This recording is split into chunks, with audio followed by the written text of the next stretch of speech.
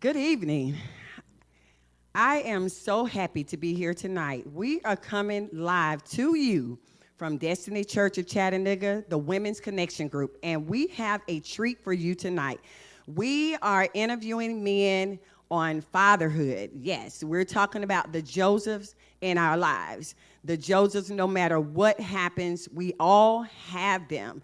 For rich or poor, we have Josephs. So we're going to be coming from the father, stepfather, son, dad relationship, dad-daughter relationship. If you are a father or a dad, you need to be tuning in tonight because this is going to be a good one.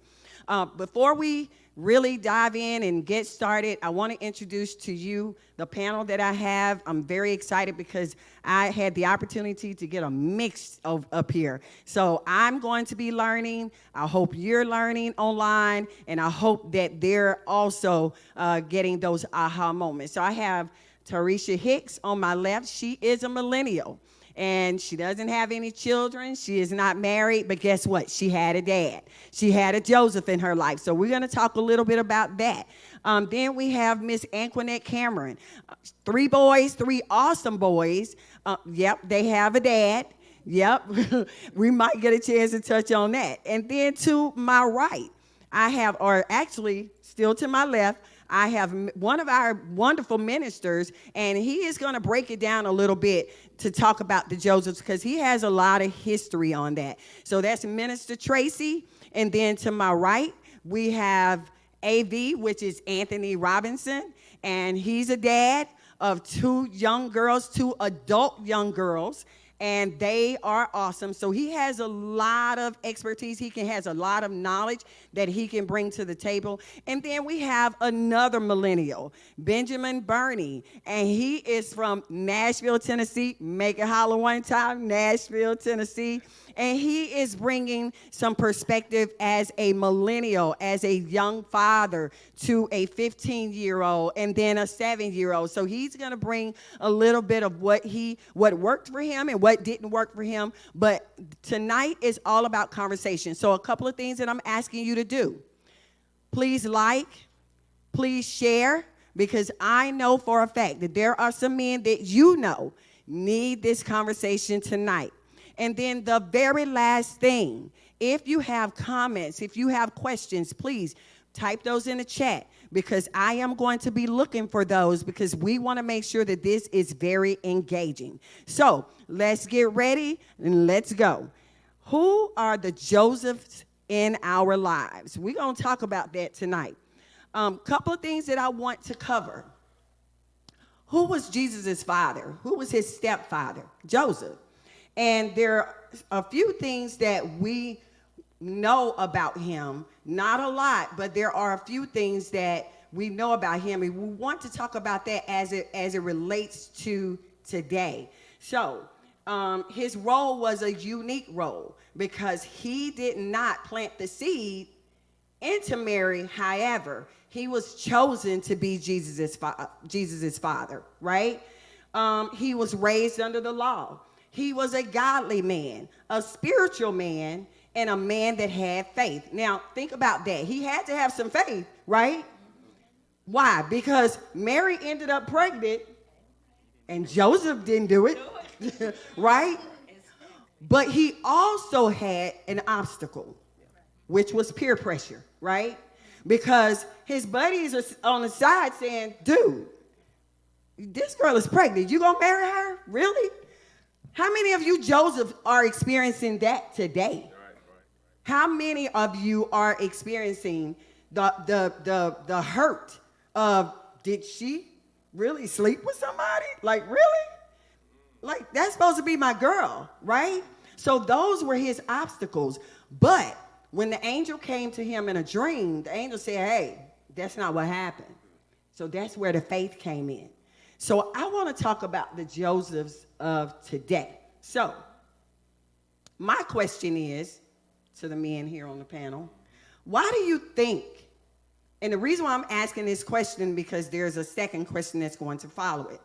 Why do you think Joseph was specifically chosen to be the father And why do you think, so this is the follow-up, why do you think that God specifically chose you for the children that you have today? Or not necessarily, maybe you're just a surrogate, right? So plant a seed, didn't plant a seed. So I'll start with you, Minister Tracy. Right, well, that's a good question. And I guess I'll answer it like this. Well, we know that Joseph was chosen because of the lineage, right? And so that's why he was chosen. And it was because he was to be a surrogate. He was to raise Jesus Christ so he could become, well, so he would be in the lineage of David. And so that's no different than us. We are chosen as surrogates, right? That's why we're supposed to take those children and give them back to God. We are his, they are his. We are surrogates. That's why no matter what Joseph you are, whether you be the stepfather, the baby daddy, whatever, you know, that's your ultimate goal with the children, is to give them back to God. Okay, all right. All right, what do you think about that, AV?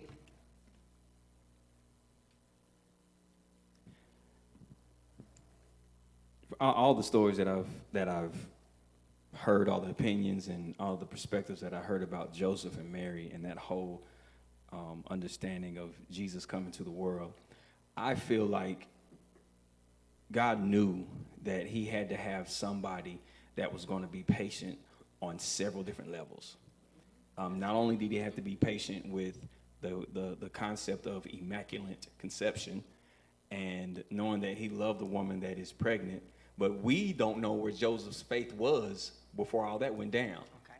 He could have been in the middle, he could have been halfway, he could have been low, but then fortunately, you know, God was like, he's going to need some help, so let's send an angel down. And I'm pretty sure that gave him a sense of understanding, okay, well, if an angel's talking to me about this has to be the real thing. But still, he's human.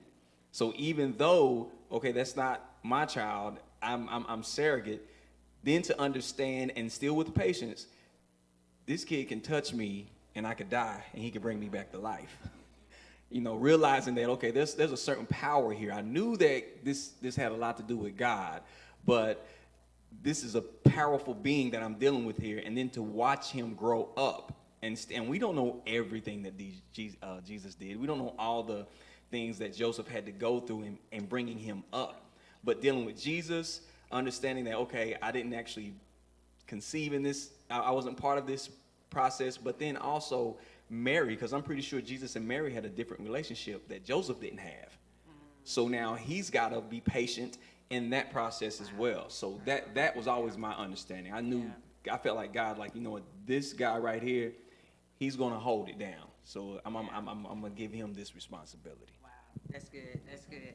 So you had a question? No, say good stuff. Yeah, that was good stuff. So in thinking that, you have to now have the patience, because number one, you know that this is not your biological child, yes, right? You now have to have the patience, you have to have the faith. How do you, as a man, when you see certain things happen, how do you, Benjamin, as a man, navigate that? Well, I think you have to have resolve. You have to be humble, because that, I mean, you have to come at it humbly, knowing that for one, it's not about you. Okay, it's about God in the bigger picture, and two, to that humbleness, brings you to humility, and you'll understand that, well, I'll take it back to when I was a child, and when I didn't, when I would mess up and do dumb things, or make mistakes, so you have to, you come at it with being humble and being with a humble heart. So yeah. So and I'm really gonna ask that same question to you, Minister Tracy. Being that he had to have that faith. And even if because here's the thing, this is what I do know, even with our biological children, there's a challenge with men, right? Oh, yeah. Even with our biological children, there are some serious challenges that they men in general face, because usually mamas have a tendency to hold them close, try and protect them. So how do you navigate through that? How do you, because I'm sure Jesus is looking like, okay, I'm sure Joseph is looking like, okay, why is she coddling him, and then on top of having the thought of it, not to say, I'm just assuming that might have been a thought. Well, she needs to let him grow up and be a man, but there's still that total different relationship there. So how would you navigate that? I think for us, our navigation would be a tad bit different than Joseph, right? Because in Joseph's culture, that was, what you say the mother did is actually what the father did, right? In his culture, the father actually did all the raising. So when you take a look at Joseph and Jesus' relationship, Jesus was identified as whose son he was, right? So that shows you the closeness of the relationship. It wasn't that they seen him following around Mary; they seen him following around Joseph, right? And so as time has come about and a change has come, the roles have changed, right? But for good reason, because Joseph, earned a living as a carpenter, but he did it at home. So he worked from home. He was a stay-at-home dad. But now men have to be out, and so the world has got us to understand that the only way that we're true men is by the provision of the dollar bill, the bacon that we bring home. So we don't, our focus is simply and primarily on that. And so it is shifted on what we're supposed to do as the father. Now, I can take, myself, I had a son, and it's funny that we're talking about Joseph, because I had a Joseph-like moment, right? My first son is actually not my child. And I didn't know it for 2 years. And I happened to read a letter to find out that he wasn't my son, and this was my wife. And imagine the shame and embarrassment that came upon me, right? I just wanted to crawl up in a hole and everything just go away. But it was still this child. Now, I'll be honest with you. If you happen to get on Facebook tonight, it'd be the first time you ever heard of it. He doesn't know that, and his mother is passed. He doesn't know that because, I would never tell him that, because he needs to understand, I'm your dad. I always have been. Love you. And so I understand what Joseph was going through, but we've lost that focus to where, okay, my wife, ex-wife, she had him. We got divorced because of this. And I say, okay, so you raised him for 9 years. And then they come to St. Louis, because she lived in Alabama. He come to St. Louis, and I take him from the time he's 9 to 18 to raise him as a man. Unfortunately, how much has been put into him at that point? And so now I got to reprogram him. Well, that's why it's supposed to be from birth. That's the relationship that they had, but we don't do that anymore. Our job as fathers is actually outside the home, and it has to be inside the home. Okay, I was gonna go on that. I hear we're talking about the Joseph, and we talking to the panel. We all on social media, and the reality is, we're talking to earthly fathers, and those are the Josephs of our lives. But I want to know how you all tell everyone how you balance being a father, but a spirit, teaching and raising your child spiritually as well, because there's so many fathers out there. Well, we know it's a lot of fathers, and we know they're doing a great job of mentoring and leading and guiding and nurturing. But how do they put that spiritual aspect as raising children? So Start it off. Yes, definitely. As I've found out this year, for myself and my family, it's all about the action. As Marshawn Lynch would say, it's all about that action, boss. And it starts by doing, because in order for you to teach, you have to do, and you find that, the more you do and the more they see you do, they'll do, Hey, Benjamin, before AV come in, what does do look like? Okay, so at the beginning of this year, actually, still as of right now, actually, my family and I, my in-home family, we're going through some we're going through a storm, in our family. So what God has been doing for us is He had to break me down and my stepson down. He broke us all the way down to build us up. All right. So where that started was first picking up the Bible. All right. For finding out, building a relationship, building your own relationship with God. So we separately both were building our relationship with God. And I mean, now I'll fast forward. Now we both have our own separate relationships with God, but our relationship together is so much stronger in God. And so that's for us. That's where it started. We started off by, just forming a relationship with God first, and picking up a Bible and talking to God is where it started for us. And just for the panel's sake, your question, I don't want to get it confused. Can you give it to me one more time?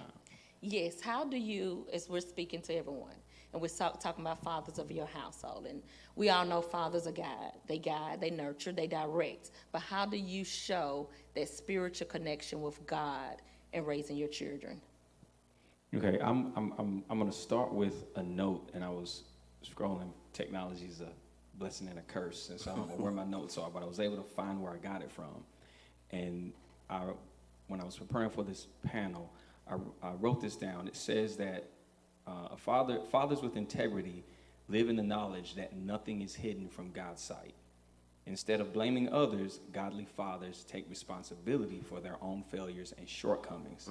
Now, the challenge in that is to teach your children the same thing, because what I've learned is that I had no problem fixing stuff over the house. I got no problem paying bills. And I was a man. Right. I'm gonna be the first one at the door when the bell rings. The only problem I had was the challenge was being a man of God. Yes. That was a challenge. And so what I've learned, and I also learned that it's a constant work in progress. I got a friend of mine that's 70 years old, Fred, and he still is just learning things about his daughters that are in their 30s and how to communicate with them, and then give them the natural side and the spiritual side of life. And so for me, I feel like the best thing for any male to do, whether you was raised, whatever your denomination is, all your life, and you're PK and you church, that's all you know, that's how you raise your kids. You know the Bible, you can quote it back and forth, excellent. Your childhood upbringing may be different. Your house may be broken. You may have a lot of drama. But in your heart, if you know that you want your kids to do well, to be well, and you want to give them a sense of spirituality, you've got to recognize where you are. That's it. Dude, you're not that deep. That's Don't it right be deep. there. Right there. Because when you start being deep, you scare your kids. And now I don't want to be like that. That's weird. You were, we was kicking it last week. Now this week, you got us all here praying every morning at 5 a.m. it don't work like that. You gotta know, recognize where you are, and the time when you say, I think the phrase, if I could, we need to do a panel on the phrase cold turkey, because I think that's deeper than what we feel like it is. If you stop cold turkey, I'm gonna do the best thing I can for my kids. You gotta recognize where you are. If you don't pray, fine. If you can read till you learn how to pray. Till you learn how to pray. Hey. And then teach your kids, because I'm gonna connect to you. They are gonna copy you. I don't have to get him up at 5 a.m. in the morning, but if he hears me, at some point in time, whether it be 7 or 8 or 10, think about like, Daddy, you pray. What's up with that? And then you go from there. You give them scriptures. I want you to take this scripture, just carry with you for Daddy all day. Pretty soon they're going to want to know more about that. You've got to pace yourself and give it to them. It's giving spiritual guidance is an elephant. You can't eat that all at once. You got to take little bites. Little bites at a time. And I'm definitely not going to try to force feed it to my kids. Does that make sense? Yes, that's good. Right. Yeah. Yeah, that was good. I would like to piggyback off of that. I was sharing with the women yesterday. We had an event yesterday, sundresses and sandals. And I was sharing with them theirs, and made me think about it when you said, they mimic you. It's like when you said, Joseph was a carpenter. What was Jesus? A carpenter, right? So where did he get that from, right? So then when you said, they mimic they look at what you do, and they're gonna follow that. So there's this song that's out. It's by Maverick and through Elevation, and they talk about this guy is on there. He's singing a song. It's a corny song, but I love it. He said, "I was just talking to Jesus." So his mother was talking to Jesus, and he goes in the room where the mother is, and he said, "Oh, I'm sorry, I'm interrupting you." She was like, "Come on in, son, and let's talk to Jesus together." And he said he went in and he began to mimic his mother, and then as he grew old, he started talking to Jesus. His son walks in and says, "Oh, I'm sorry, Dad. I didn't mean to interrupt you." He said, "No, you're no interruption. Come on in." I was just praying about it. Yeah. Right. I was just praying about about that. Yep. Yes, that's what he said. So that was awesome. I'm sorry. I didn't And that mean was I to know go you with had a like on question. Benjamin when he said do, because actions speak louder than words. We can talk all day, Yep. but if they don't see you doing, Right. then what is this null and void? We have to be doing. We have to be showing them. We talking about praying. They got to see you praying. Don't be saying go in there and just pray. They be like, I ain't never Right. seen you pray. You talking about read your Bible. So then they're gonna say, what does that look like? Keep What does going. that look like? Like, what do I start reading? What do I read? How, what does this Right. mean? Because, with children, you have to sit them down and explain, some of the language in the Bible. And, so there's a process to that. But I know you have a question, Tarisha. I'm sorry. I do. My question was, just because we've talked about raising a man, how do we go about raising a daughter as a father? Because that looks different, right? It's not so closely related anymore. Yes, AB, I am curious because you have two daughters. Bring it on, daddy girl. By no means a professional, but just based off of my experiences. Is your question as it relates to the spiritual side, giving them that, or just in general? Just in general. I mean, we can touch on the spiritual for Right. sure. What now? As a daughters. No, 2 boys. Okay. So now in 2021, actually it started in 2010 up to 2021. The whole concept of the construct of young women going into women, it is very challenging. I'm not gonna say it's messed up, but it's different. It's different. It's different. And if you're an uncle, a big brother, an older nephew, older cousin, or father, you've got to be in your sister's, female cousin's, daughter's life to some degree, or she's going to get consumed, period. And so for me, and to try to dumb this down, because that's a huge conversation, for my first 2 daughters, they're older now, 26 and 21. I always talk to them, and I'm gonna tell you what I told them. Is I'm going to talk to you like life would do you. That's And that it. doesn't mean I was cussing them out. do. And all that. I didn't do that to my daughters. But on many occasions when they would mess up or do things, I wouldn't spare their feelings. I couldn't, because the truth of the matter is, when you get up in the morning and somebody may disagree with me, but God don't care about your feelings. Because if he did, everything would be easy for you. Yeah. So life in general does not care about your feelings. That's a So when you get up, you've messed up, you still got to suck up the fact that you ran into the brick wall outside the driveway, and now we got to pay for the car because you don't have a job. Our insurance will go up, so we got more money on that because you don't have a job. We've got to do all this, and you're going to suck that up. You're going to deal with it. You're going to walk through this process. You're going to hear us on the phone doing all this. And I want you to feel that, not because I want to say, ha, ha, ha, I want you to feel bad. But what I want you to do is I want you to take those feelings. And I would tell them, I said, so you see how you feel right now? Can you imagine feeling that every day? Once a month, twice a month? Is that what you want? No. Well, then just pay attention to what you're doing, blah, blah, blah, blah, blah. But for me, for my girls, I allow their mother to give them the compassionate part. I let her do her job, because that maternal instinct is different from a mother and a father to a daughter.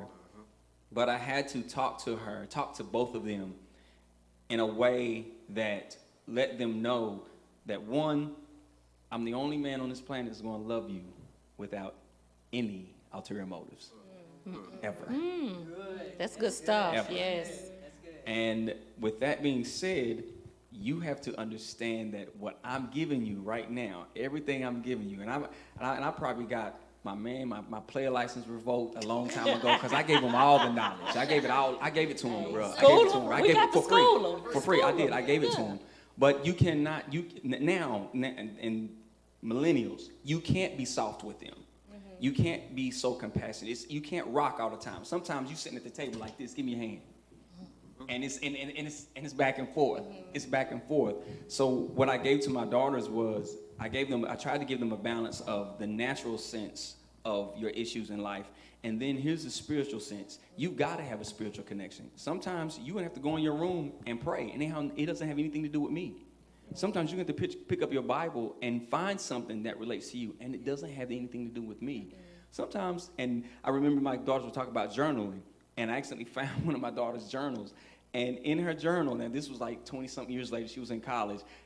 I never opened it as many times as I've seen it, but this time I just did. I opened it up, I was cleaning up her stuff, and in there, she said, I hate my daddy. I'm mad at my daddy. But you know what? It was in the journal. She didn't burn the house down. She wasn't 12, 13 on crack. She didn't go do something stupid. She took what I said and she applied it, but she got it out. Now, if we ever talked about it, whatever, I don't know. But I tried my best to give them that direction of a balance of this is your natural side, this is your spiritual side. But you need to understand, life is not going to consider your feelings. And God isn't either. So you're going to have to be woman enough to handle some things on your own, but then smart enough to know when to come to me. That's right. Does that make sense? Does that help? Let me piggyback off that a little bit. Because, it's something, that I always keep in the forefront of my mind, and I say this a lot, is broken people break people, right? I hurt people hurt. And whole people don't break people, right? And it's really important as men that we've been broken since the beginning of time. If you think back to Adam, the first thing Adam did was hid. So we've been broken, and so when we focus even in this, we're saying, fatherhood, but our spiritual health it has gone unnoticed, just like mental health, and we're not operating on that level, or we're not even talking about the spiritual health of men. We're just saying you got to be a better father, you got to be a better husband, you better be a better man. Well, what does all that mean to you, right? Because I have daughters, and exactly, we what are those tools? Because when you talk about Jesus as a carpenter and Joseph as a carpenter, they had tools, right? And there was tools that his father gave him in order to navigate as a carpenter. And not all, because my father was horrible, but I emulated him, and because it's all I knew, it's all I knew.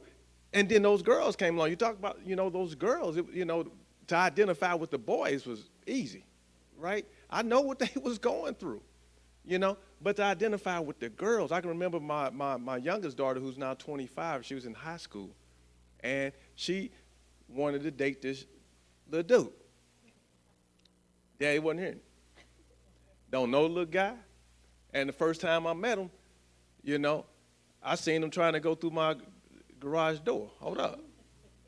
So there's already an issue, right? Already an issue. So this is not happening. Already got a problem. So I'm taking her to school the next morning, right? And we're leaving, and I'm going out to the car, and I was like, forgot my coffee. I'm like, baby, give me a coffee. She grabs my coffee, bring it out, and we ride to school, and we're talking about what happened the night before. And so I'm pulling up into the school parking lot, and I go to sip my coffee. And it was old bitter. I'm like, what is wrong with my coffee? And she was jumping out the car. She said, I just wanted you to know I could have poisoned you. She had put salt all in my coffee because she was that mad at me. But it helped me identify. This is naturally inherent to a woman. She didn't write that down. Oh, she didn't write it down. So right. So, but what it identified in our relationship was that I had allowed for her mom to put too much into her. Right? Okay. Because that's the bitterness of a woman, right? Coming all the way out, right? So it was like, okay, so now my older daughter, so now all of this got to come full circle, right? My oldest daughter at 30, right, calls me, Dad, I got breast cancer, right? So when we say that God doesn't care about our feelings, that's not actually true. He does. That's why he talks about compassion so much, right? Because there's certain feelings he ain't trying to hear. He doesn't, if he makes a decision, he doesn't care how you feel about it. But we want to be careful how we say that, because when you're in trouble, he cares how you feel. When you're in pain, he cares how you feel. When you're lost, he cares how you feel, and that moment when my daughter called me, and I know it's weird how it connect, but I thought about the moment that my daughter put the salt, and how full circle we've come, right? Because it was from that moment I could have got really upset, but yet I started putting into my girls, and what I put into them is what you said, do. Have you seen what I've been doing your whole life, right? It wasn't good. You know what I'm saying? But even to go off on that, Minister Tracy, the thing is she told you. Sure. She didn't let you consume it, so that let you know she still cared. Absolutely. She was mad in the moment. In the moment. She was mad in the moment, but she was like, "Nah, can't nothing happen to Daddy. Let me go on and tell him it's something in there." Daddy still had to watch it. I'm gonna have to use that, right? You still had to pay attention. You're not grabbing my coffee. So let's move a little further. So now we've raised our children. Most of us have adult children. I want to ask except a you. question before we move Okay, on, Deborah. okay. So I hear we're talking about, and I believe in the African proverb. Yeah. It takes a village. I'm sorry. It takes absolutely. a village. And so my life changed 3 years ago, and now I'm a widow, and I have 3 young males. Never thought my husband wouldn't be here to be the father of the house, to show them things. So we're here talking about our households. What do you do to reach out to those who don't have a father in their house? Yeah, that's a good one. That's a good one. Anybody. Well, I mean, for me, that's a constant daily thing, right? All my children are grown now. My youngest is 21. He's in college now. And, my heart is for men, And so, if you've ever heard me speak, I put my life on display, right? Because God has covered me in grace. When you see me, you don't see what I've been through, right? But what I've been through allows me to have a conversation with young men, because see, we tend to miss it because we talk about man and manhood in terms of age and where we are. However, when you think about it, in our culture, them young men sitting over there are about to become fathers statistically. So we got to already be reaching out to them, right? And so that's a focus for me, is to be intentional about reaching, and especially when you talk about young men that's in single parent households, because they need us most. They need us most. And I know that it's hard for men, you have young children inside their home to share that time, but we have to share it because it does take a village. And right now, who is the village? All of us. Yeah. It's all of us. So it's all our responsibilities. When you see somebody, I know we think we done got into the day and age where everybody get upset because you say something to children. So what? So what? And my follow-up question would be, because I actually was thinking about that, my follow-up question would be, if you are, so the men's ministry is your heart. That's your passion.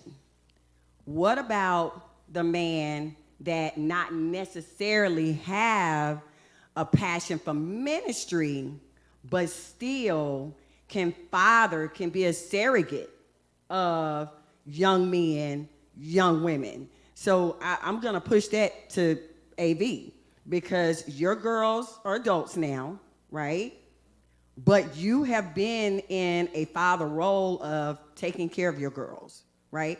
So, okay, so God sends you, because we pass people every day, right? We pass people that we can actually mentor to. So what is that? Is there a pressure behind that, or is just something that comes natural? because you do have girls. And then after you answer, I'll push that to you because you're the millennial in the group. And so you're still learning. God is still, well, he's teaching us all. We all are learning. But you're the youngest on the panel. So, yeah. Is there pressure, and does it come naturally? I think it's both, because part of the natural process is pressure. So, and then handling the pressure, sometimes that's naturally, sometimes that's from digging way back. That's a loaded question.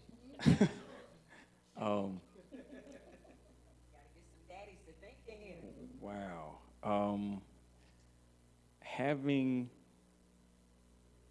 Okay, so give me that question one more time.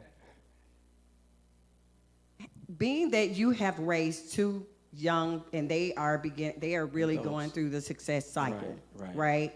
what are some things that you can, number one, begin to mentor other young women or men? I choose women for you simply because you had girls, right? Number one, that not being your ministry, is there pressure behind it? When you see young girls that may be going down the wrong path, do you step away and say, I don't really want to touch that? Or let me go and talk to these young girls and let them know, you're going down the wrong path there, sister, or even a young man. Because again, back to your statement, those guys out there, they're young, but guess what? They're on their way to fatherhood. Right? So we got to start preparing. We're always talking about how our children are growing up so fast and they're becoming parents young, and we see them we see them misstepping and this and that and the other, but what are we doing to, are we just sitting back allowing that to happen? Because here's the thing, your situation with your 3 boys, you didn't have a choice in the matter, right? But those 3 boys will still need that village. What does that village look like? And is there pressure behind that village to say, okay, even though I had my girls and I could mess up and my girl's gonna still love me, right? But what about the girls that are coming up today? What about the boys that are coming up today? What are we offering them? Or is there pressure behind that keeps you standoffish? And is that pressure generated from you or like the outsource of the community? Say that one more time in that mic, because that was good. Yes. Is that pressure, does that come from within? Is that pressure that you place on yourself? Or is that the pressure from the village to get involved? And we hear this all the time, back in the day, because it was easier. And I know that we can definitely talk to this right here. It was easier 30, 40 years ago to chastise a younger person that you did not know. And then not only that, the respect would be reciprocated. Now, it's very difficult. First of all, trying to address young men, they're so manipulated by TikTok videos, TV, and things of that nature. That stuff's not real. And a lot of them don't have coping mechanisms. Right. So they immediately go to, oh, you disrespecting me, or they get angry. So you have to use wisdom there. And then also, even with trying to look out for young women, you definitely have to use wisdom, because that can definitely be misconstrued in so many directions. And there is pressure, because you sit at a gas station and you see a couple of brothers, just wilding out, and you want to say something, but your mind is going 15 different places. First of all, you start praying, because you're like, okay, well, God, you want to step to him? You want me to say something? If I say something, you need to have my back on this. I'm talking about I want a literal force field shield right here. You're having all that, and then you start thinking about your nephews. Then you start thinking about them, and you're like, in the future, what if I, blah, blah, blah. There's so many things that are going on, and then our society teaches no fear. Do your thing. It's all good. Let's get lifted. You always in a place of happy, let's kick it, let's have a good time. And when you're there and you step in and you interrupt that, there's going to be some repercussions. And so it's a difficult process. So there is some pressure because you're looking at the news, you're looking at the internet, and you see so many situations go wrong where someone was just trying to be nice, or someone was trying to look out, or someone was trying to break up a fight or settle a confusing situation. And it is hard. There is pressure because society doesn't embrace, especially younger society, they don't embrace that, hey, this is just a dude just trying to look out for us. I mean, even though I don't feel him and he corny, all right, you looking out for him, this is a good guy. It's not the same. So there is pressure. It is difficult sometimes to step out and say something. I mean, you can say God has not given us the spirit of fear. You quote on the scriptures all you want to, but when you by yourself, right? When you by yourself and you out there and you got a crew that's there and you trying to give a good word, and there's been times when I've stepped in and I've said things and it actually went pretty good. And there was other times when it was, bro, I don't need to hear all that, man. You need to going back over there, old school. Peace. But so it's a level of wisdom, and it does take a village. But even to speak to you, you're going to have such a radar. And like if they're in sports, yeah, you're there to watch them practice, but pay attention to their coach. Pay attention to the assistant coach. Start feeling them. Okay, is this okay? And then you take a moment. Hey, sir, look, let me talk to you for a minute. Mm-hmm. Blah blah blah blah. I ain't trying to have you come over all the time and whatnot, but can you spend some time with my son and talk to him, whatever? Or what is he like doing practice? Mm-hmm. And then you start kind of gauging. Mm-hmm. And then whether it be church, sometimes it's just as easy as going to Publix, mm-hmm. the grocery store. You go every day, and Mr. Johnson's there. And you see them listening and talking to Mr. Johnson all the time.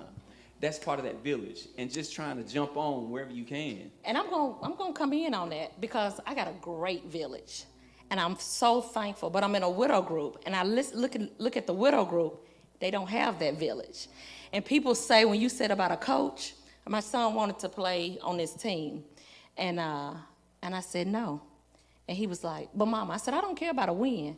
I'm looking at what that coach can do for you well-rounded. I'm just not looking for no coach to cheer you on to a win. I want a coach that's going to be there for you mentally, physically, and emotionally. And so that's why I'm saying, I know I had to reach out to my village. I had brothers, cousins, coaches, nephews, everybody, hey.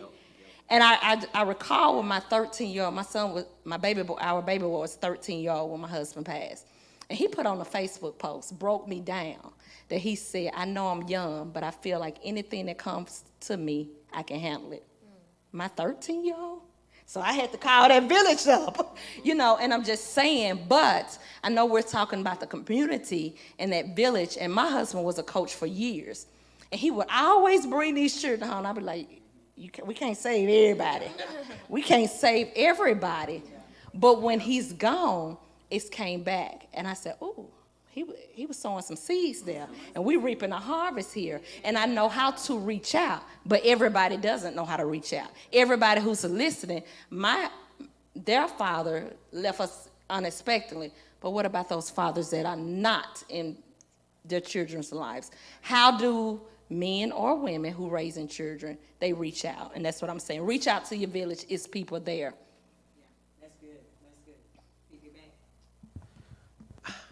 I would say, this is something I'm still like growing into and learning myself, because I do coach also. And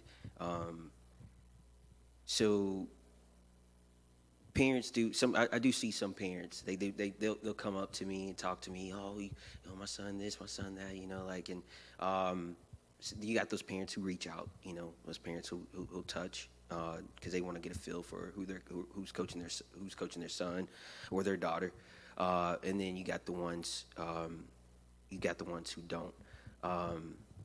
And I would say, for the ones who don't reach out,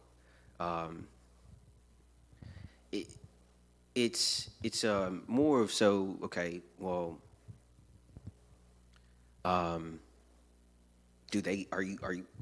how are they actually raising their child themselves?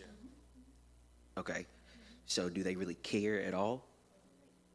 Okay, so in their own way, okay. Because sometimes, I've seen some parents, they come in, they just drop their kids off, and then they out the door. You know, they're out the door. And I'm not saying that they don't care, but they're like, I got 2 hours free. Let me get to the house, or life. Man, I don't really. For me, I just, as a person, just a personality type person. Like I like to. If nobody's coming up to me, I'm gonna come up to you. It takes, so I would say, take one person, that has that problem with reaching out, and reach out with them, and start the cycle. There was a thing on that. You necessarily not reach out, but sometimes we have to reach in. Reach in, yeah, yeah. And so a lot of people, I know several people who are like that, introverted type people, who need to be reached into, and because they're like, well, I don't want to, like they're more so to say, well, I don't want to, as opposed to, hey, how you doing? So, take that person and reach out with them. Don't do it as a big group of people, because that's what tends to, to scare them off. Yeah. To that point, because you had said it, not necessarily as ministry, but mentoring, ministry is mentoring, right? And so, my thing is, my job, my sole focus, the reason why I breathe is to lead you to Jesus Christ, right? Because it all stems from, we're talking about Joseph, and we're talking about Jesus and the relationship they had. And so, that's our model, right? And so when you think about, even when Jesus reached out to folks, he used discernment. Jesus didn't reach out to them. Jesus, in fact, told you, hey, you know what? They ain't listening. Shake the dust off your sandal and keep it pushing, right? And so that's something that, and that's why I say, we have to be so focused, because there can be non-believers, and I talked about that today in the message. That's good fathers. That's good husbands. The difference between us and them is Jesus Christ, right? That's the only difference. It's not that they're bad fathers or bad husbands, But we're talking. But when you start talking about Jesus Christ, you start talking about generational things, right? Because now I can pass that on to the next generation and the next generation, and so we haven't done that. So what we're facing right now, especially in the black male community, is a generational curse, right? That we have to break. And so in order to use that, like AV was saying, got to use wisdom. But more so than anything is we got to be relational, right? You can't go up to those cats at the gas station if they don't ever see you at that gas station. Right? Now, if they see you and you from that hood or that area, and you are a consistent fixture in the neighborhood, they get to know you, and that's OG over there. Right? And then they start to gain that respect for you. Can't nobody from the outside come and touch. That's OG. Right? And so those are the things that we have to be focused on, whether you call it mentoring or ministry, that we got to be visible. Right? We have to be visible. We can't work our 9 to 5 and then go lock ourselves in front of the ESPN. We got to get visible. The young men need to see us. Otherwise, all they see is the world. And so the only difference we bring is Jesus. Otherwise, we look just like the world. So basically, we have to make sure, like you said, be intentional, number one.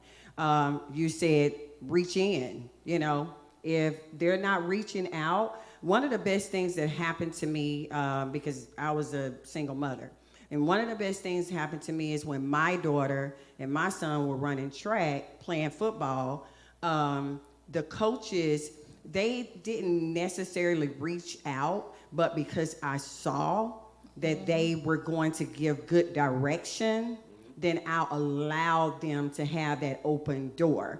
So as mothers, that's something that we have to, we have to get back to, is trusting that, God is not going to allow people, and he's going to provide you with that wisdom. You'll know. You will definitely know if the wrong man is coming down the elevator that ain't the one, right? Exactly. So, but I was blessed with that. I was blessed with, the Coach Jacksons and the Coach Wards of the world, and then coaches out in Hickson, they reached in because I was that mother that didn't reach out. I was there. Right. I was at every game. I was cheering them on, but I wasn't reaching out. But they reached in, and I was open to that process. So even as mothers, as we're talking about fathers and fatherhood, we've got to, we got to get ourselves together, because we are raising a whole nother generation. And if we don't get this generation right, oh my goodness, we are in trouble. We are definitely in trouble.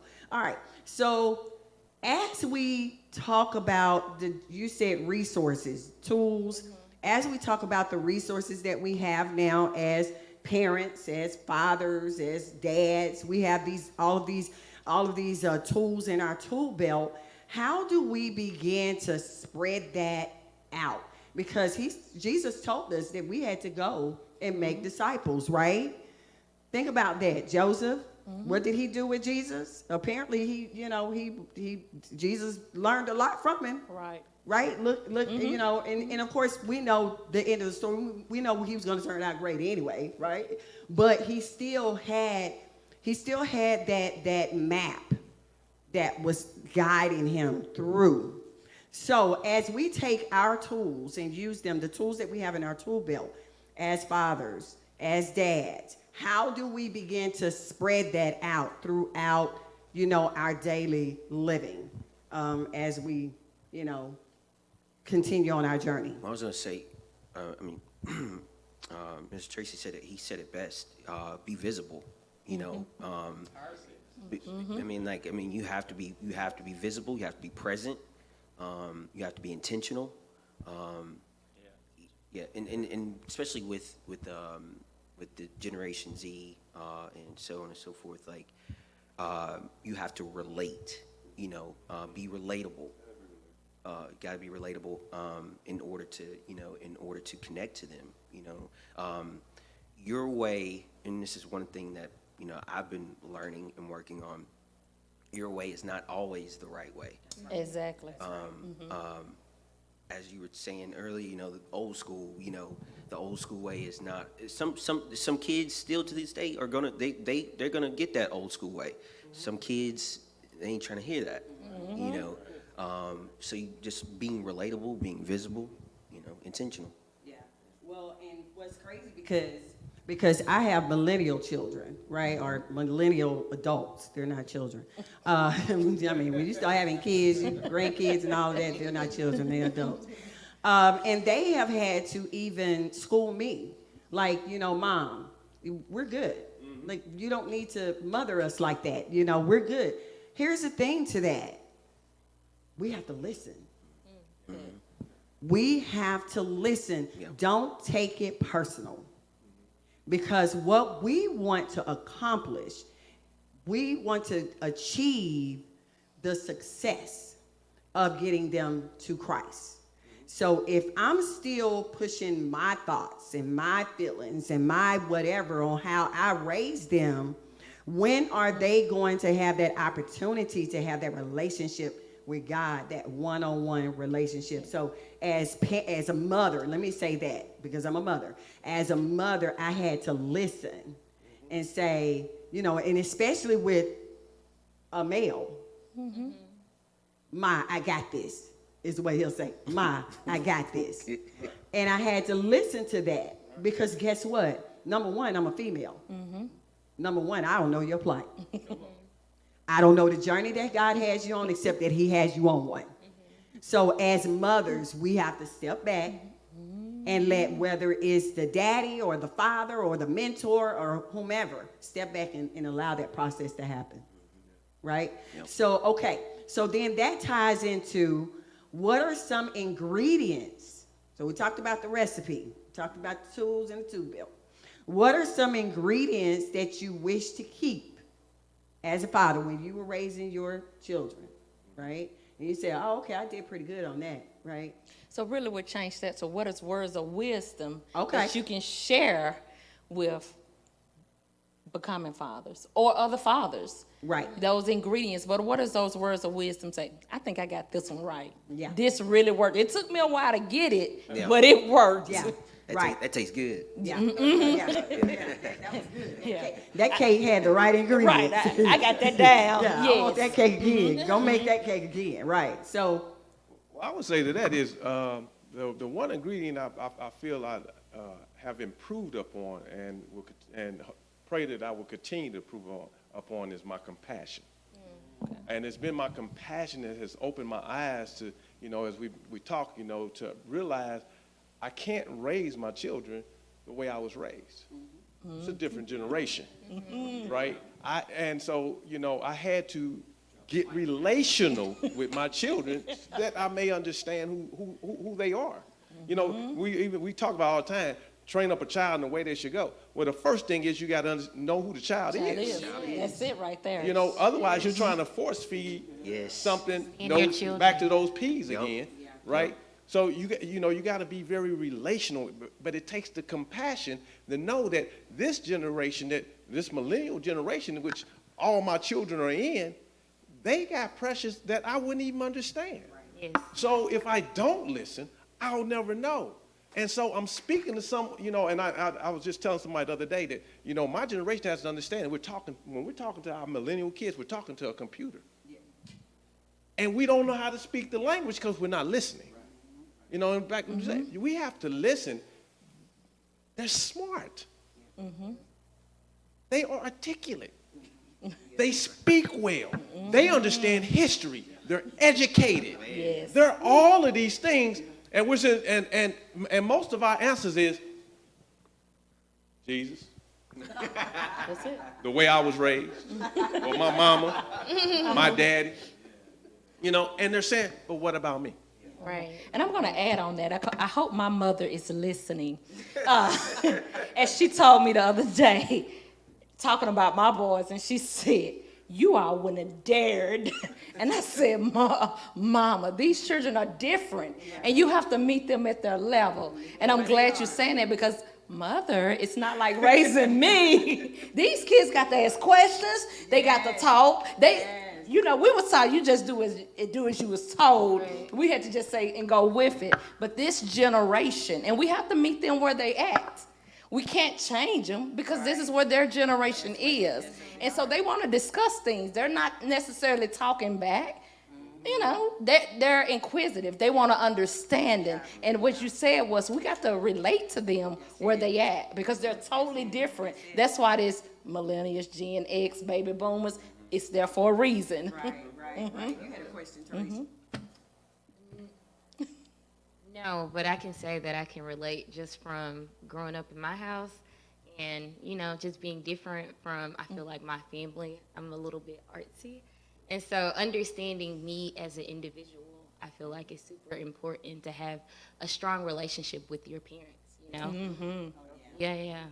And truly, that's where relationships start with your parents, because they are the first God that you actually see, and so you've got to figure out a way to have that relationship. So then as they go on their journey, they begin to, okay, I need to have a relationship with God, or I need to have a relationship with my wife or my husband or my children or my, so we have to, as parents, we have to start that process of having that relationship because it can get lost in translation when they turn 13 and they start having their own sense of identity and start, okay, who am I?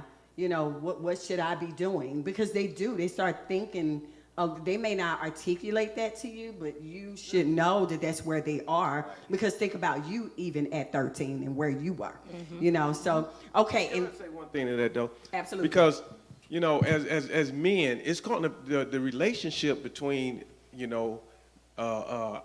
us and our sons is going to be natural. It's going to be organic, right? But it's our daughters, right? And the one thing date your daughters. That's it. Right? Date your daughters because they need to know what it is that man is supposed to look like. How are you supposed to be treated? You know, but you got to date them. Otherwise, you're not going to have a whole lot that you're going to be able to just sit down and talk about, right? So you got to create an atmosphere, Yeah, right? absolutely. That creates that relationship that grows. And my dad takes me out on dates, and now she's special. But that man that comes along, now he has a standard. Yeah, you got to create a standard. Now he has a standard.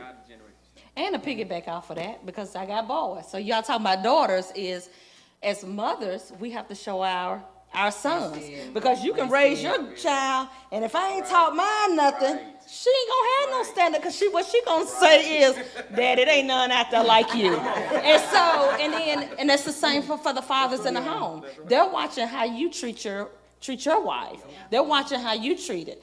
My son was dating a young lady, and she stated, I hate when he opened doors. I don't really like that. Oh, no, baby. I taught him well. Exactly. You allow him to be a gentleman to you. So we're saying that for our daughters, but me raising boys, I have to say that same for them, because I have a standard here. And as I tell them, I love being the queen of my house.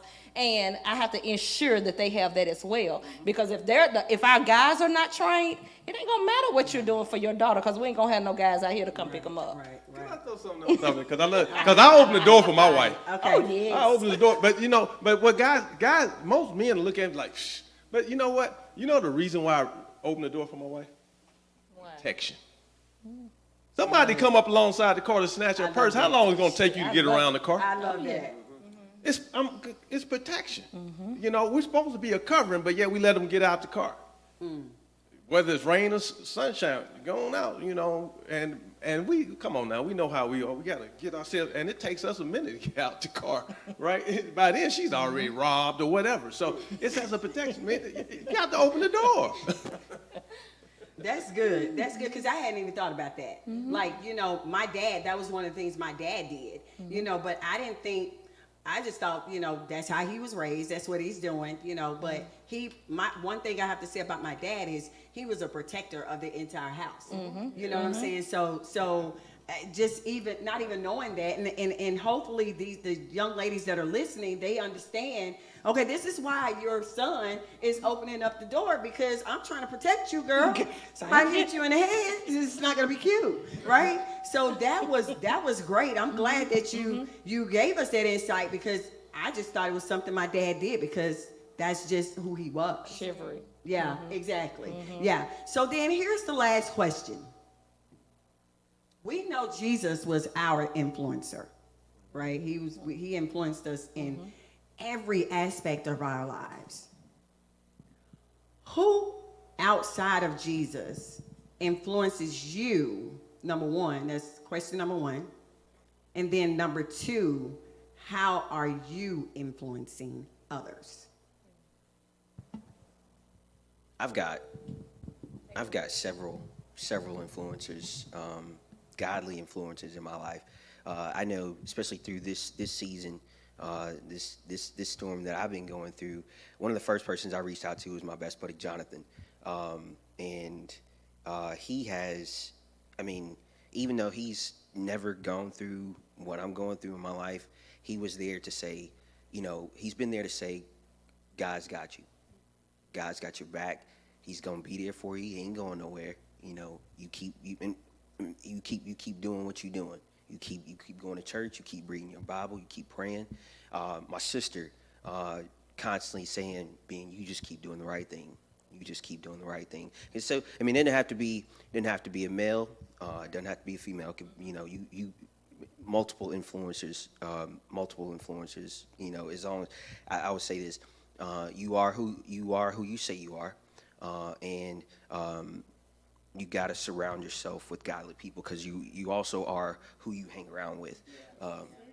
So if you continuously surround yourself with godly people, and make sure you stay prayed up, so those godly people. And so I've taught my stepson that too, and I've taught other boys, surround yourself with godly people. one of my coaches, I'm gonna say this last thing. One of my coaches, he always used to say, he's like, well, if you hang around fish, you're gonna smell like fish. So. Say that a little bit louder, right there in the mic. Right. Yeah, exactly. Amen. I would to say my influencers, it's going to be my villages. It's definitely going to be my church village, the men here. I don't want to call names, but they know who they are. And then my family also, and we all say that, but I have two incredible, amazing sisters. They're younger than me, but the older of my two sisters forces me to call her my big little sister, and then my younger sister, my younger sisters. But they are constantly mirror checking me, and that's a different conversation. But I help them give their sons that mirror intellect, because by you telling your sons this is how you treat a lady, you also give them that mirror intelligence, so they see that if she don't want to be treated like that, next you swipe right. You swipe. So and that's that mirror intelligence. And so I have to say that my influencers is amazing. Amazing is definitely my church, but I had to grow to that. I had to grow to even with my daughters.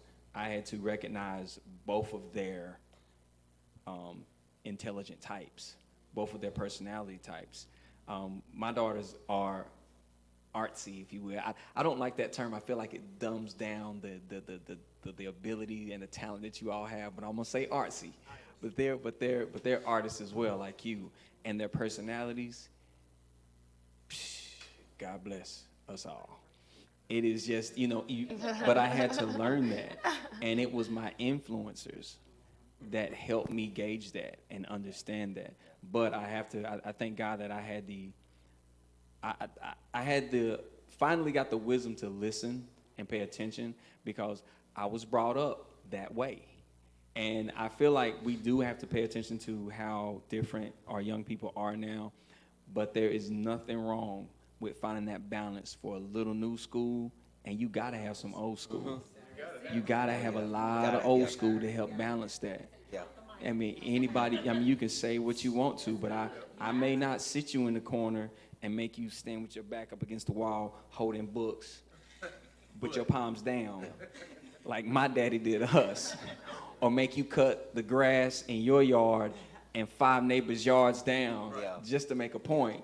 But, we still need to understand that level of discipline and that level of understanding that comes from our influencers. Well, the words of the Bible haven't changed.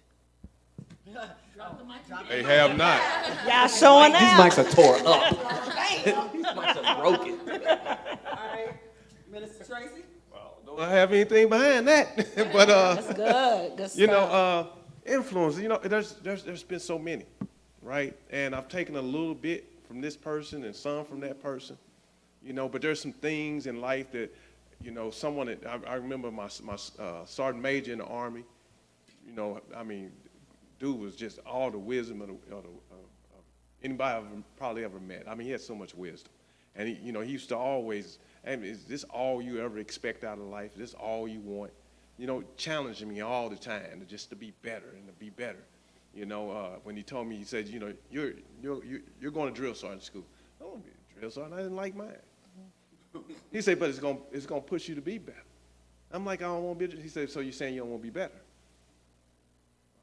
guess I'm going to drill sergeant school. And then my father, as much as my father was, just he was what he was. He wasn't great to women.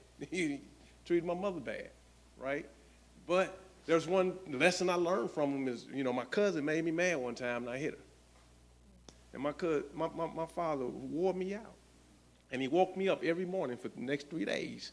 Just let me know it's a new day and you don't hit a woman. So, those are the things that, that has stuck with me. You don't put your hands on a woman. And then like AV said, that village that you come along with, that's why, we've been talking about it. That's why it's so important. As men, we understand that a house divided cannot stand. That's why as men, we have to unify and be united. We got to get past our pettiness. I don't care if your car look better than mine. Does it start and get you where you got to go? Me and AV and Deacon Young, we talk all the time about, we complimenting each other's shoes. What's wrong with complimenting a man or they look good?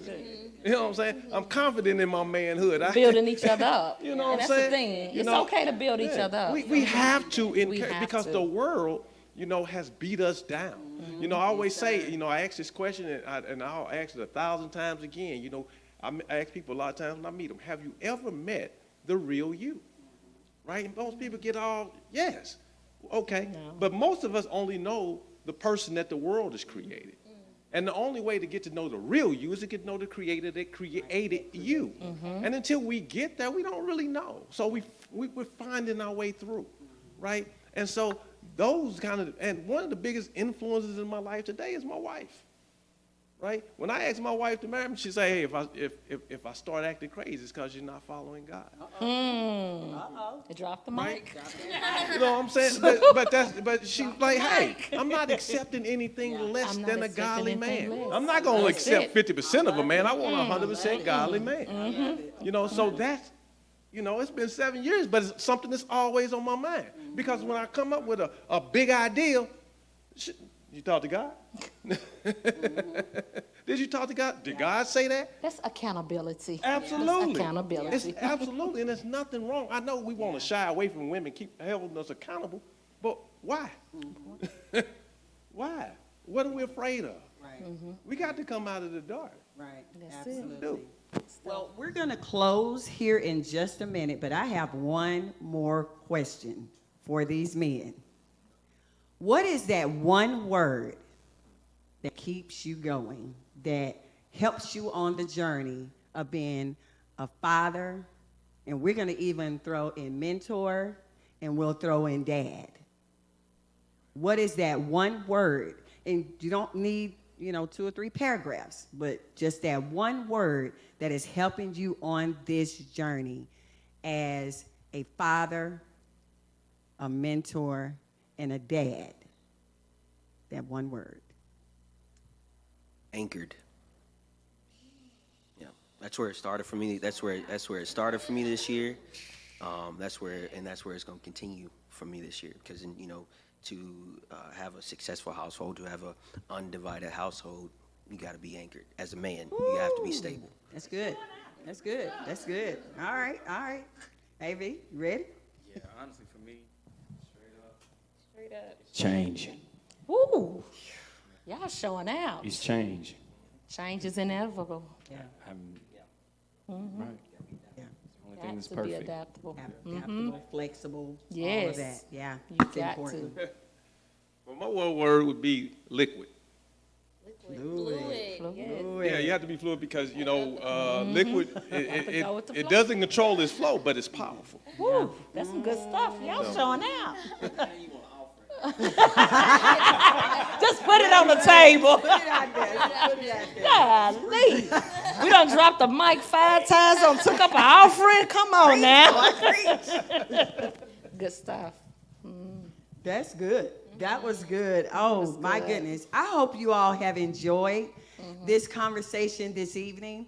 This conversation was about fatherhood, about daddies, about mentors, about not being afraid to step out there, do ministry, make sure you're forming a relationship. This was a powerful conversation. I hope that every young lady, every young man that had the opportunity to listen to this, and if they were at work, some of you that are listening online right now, make sure you send it to them, because this was powerful. Because here's what I learned out of all of this today, is that we cannot do anything without God. We cannot do anything. Everything that we discussed, each point that we made, it was about God. It went back to God. So I'm going to say this as a female.